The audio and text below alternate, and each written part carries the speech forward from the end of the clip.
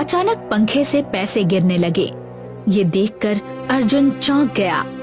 अरे गौरी, ये क्या? पैसे काफी देर तक गिरते रहे। कुछ देर बाद जब पैसे गिरने बंद हुए तो अर्जुन और गौरी ने पैसों की गिनती शुरू की। वो पूरे 5 लाख रुपए थे। तुम्हें व्यापार के लिए जितने पैसों की जरूरत थी, जादुई पंखे ने हमें उतने पैसे दे दिए। हाँ गौरी, अब मैं मेहनत से व्यापार करूँगा। उस दिन के बाद अर्जुन ने अपना सारा ध्यान व्यापार में लगा दिया। वो गांव के किसानों से बहुत सस्ते दामों में फल खरीदता और शहर जाकर बेचने लगा। कुछ दिनों में अर्जुन दिन दुगनी और रात चौगनी तरक्की करने लगा। अब उसने रविशंकर की हवेली में काम करना बंद कर दिया था। देखते ही देखते अर्जुन ने अपने व्यापार को बहुत आगे बढ़ा लिया।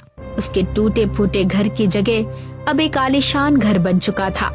गांव के लोग अब अर्जुन को सम्मान की नजर से देखने लगे। अर्जुन धीरे धीरे अपने आसपास के गरीब लोगों की दिल खोलकर मदद करने लगा। अर्जुन की तरक्की देखकर रविशंकर चौंक गया। एक दिन वो गहरी सोच में हवेली में बैठा हुआ था। क्या हुआ?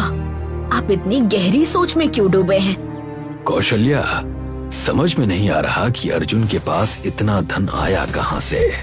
कौशल्या भी सोच में पड़ गई। मेरा दिमाग खटक रहा है।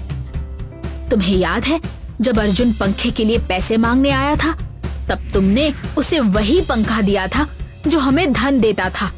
उसी दिन के बाद से अर्जुन का भाग्य बदलना शुरू हुआ। रविशंकर चौंक गया।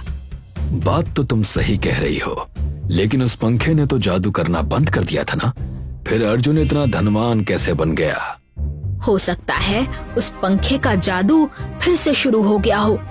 अब ये तो मुझे उसके घर जाकर ही पता चलेगा। कुछ देर बाद रविशंकर अर्जुन के आलीशान घर पहुंच गया। इत्तेफाक से जैसे ही वो वहां पहुंचा,